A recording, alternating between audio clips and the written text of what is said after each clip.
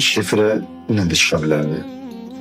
Amma Müdafiə Nazirliyinin mətbuat mərkəzinin bəzi işçiləri əlindən gələn elədilər ki, bu veriliş efirə çıxmasın. Səhərdən Laçını tüm burada olan hərbi qüvvələr, hərbi texniklər və Laçına qayıdan qiriyyətli oğullar yalnız gördüyünüz uşaqlar.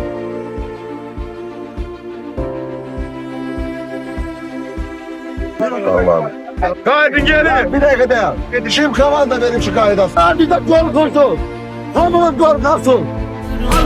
Şimdi boşuna bakma saate, zaman geç oldu. Dün annem elimi tutarken bugün 29'da doldu. Vakit can almaz ancak can yakar, fakat bir bekle bak, nakavt olursan çok sakat. Mücadeleyle geçen hayatta son round. Kazanmak herkes ister, ne istediğini bilmektir önemlisi. Var mı listen, hayallerin, hırsın, cesaretin.